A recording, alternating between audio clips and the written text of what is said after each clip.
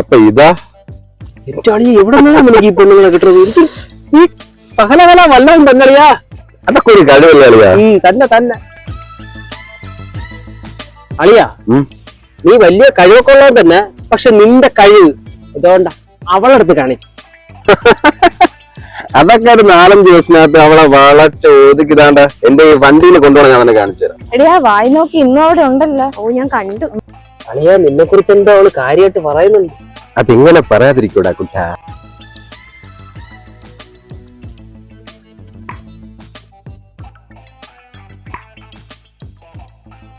നമ്മളെ കൂടെ മൈൻഡ് ചെയ്തിട്ട് പോടേ.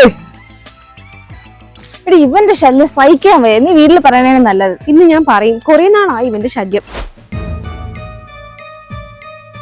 അമ്മ, ഒരുത്ത എന്റെ പിറകെടുന്ന ഭയങ്കര ശല്യം. ഇന്ന് നമ്മൾ തീരുമാനം ഉണ്ടാക്കണം.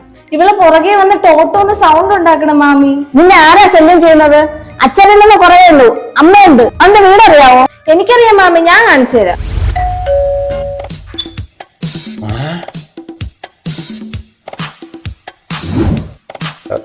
മാമി, എവനാണോ മാമി ശല്യം ചെയ്തത്? എന്റെ അച്ഛനല്ലടാ, വിളിക്ക്. എന്തേ നീ വീണ്ടും പ്രശ്നങ്ങളെല്ലാം ഉണ്ടാക്കിയ?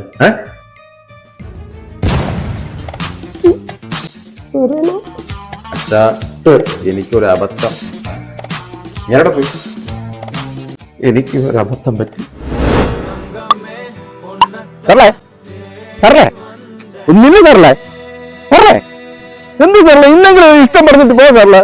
സാറല്ലേ സാറല്ലേ സാറല്ലേ സാറല്ലേ ഒന്ന് നില്ല് സാറല്ലേ. സാറല്ലേ സാറല്ലേ ഒന്ന് നില്ല് സാറല്ലേ. സാറല്ലേ മക്കളെ, നമ്മള് കൂട്ടിയാ കൂടില്ല. വാ നമുക്ക് പോകാം. മോനെക്കാളും മോശമാണ് തന്ത. നിന്നെ